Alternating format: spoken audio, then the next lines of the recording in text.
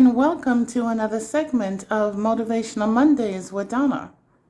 I pray that everyone is doing well, and if you're encountering any challenges, just remember, let go and let God. This week, I'd like to speak on the subject of remain faithful.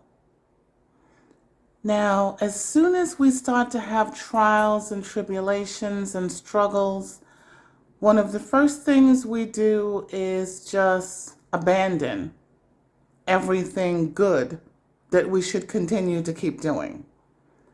And that makes our time to get to the success and the victory that we've been praying for, that God wants us to have, why He allowed Jesus to come and die for us, take much, much longer. We have to remain faithful no matter what the circumstances are.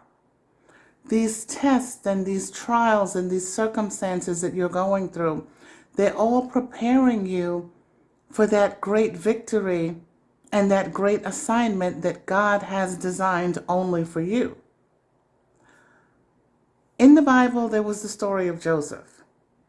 Now, Joseph had ample amounts of times to be able to just abandon being the good person he continued to be. And he could have just gone off on a tangent and gone buck wild and done whatever he wanted to be able to do. And just said, well, God doesn't love me. God doesn't care for me. He gave me this dream at 17 years of age. And now here it is. I'm about to approach 30 years of age. We're talking 12 years later and nothing has changed yet. That's the good thing about God. God can come suddenly, and that's the way it normally is. So that's why you have to remain faithful. You cannot just give up. But Joseph could have got upset once his brothers threw him in the ditch. He could have gotten upset once he was put in Potiphar's house and in charge.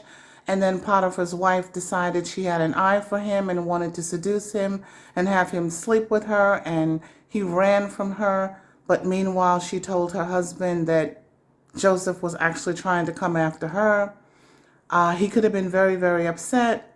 Once he was released from jail, who promised Joseph he would let Pharaoh know about how he can be able to interpret dreams right away and to be able to release him from jail because he was so good to the prisoners, the cupbearer forgot all about him. There was just so many times that Joseph could have just abandoned all of his faithfulness and said, forget it.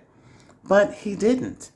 And because he didn't, in that appointed time, and those are the two key words, appointed time, that's when God had him move into second in command once he was able to interpret Pharaoh's troubling dream that he had. So you can't just give up and stop doing the right things and the things you're supposed to do when things don't go right. Don't stop tithing, keep tithing, keep doing good, keep serving in church, keep volunteering, keep treating people the way you would want to be treated, keep loving people. These are all the things that God expects us to be able to do. So stick with that, and in the appointed time, you will get what you're supposed to be able to get. And it's going to be much bigger and much greater than you thought it would be. It will have you with your mouth hanging wide open. Now, we always end our segments on gratitude. And there was a gentleman that needs no introduction by the name of Irving Berlin. He was a Russian-American composer and lyricist. He was actually dubbed as the greatest songwriter who ever lived. He was a very intuitive businessman, and he was the co-founder of the American Society of Composers, Authors, and Publishers. Berlin was blessed with a legendary career and a lifespan of 101 years of age before he passed away in 1989. And he had this to say about gratitude.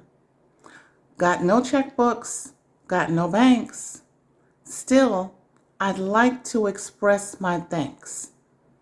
I've got the sun in the morning and the moon at night. What a beautiful statement to be able to say. So remember, this week, remain faithful no matter what, and always keep gratitude, because gratitude is what's going to make your life soar. Have a great week, guys. Talk to you next week.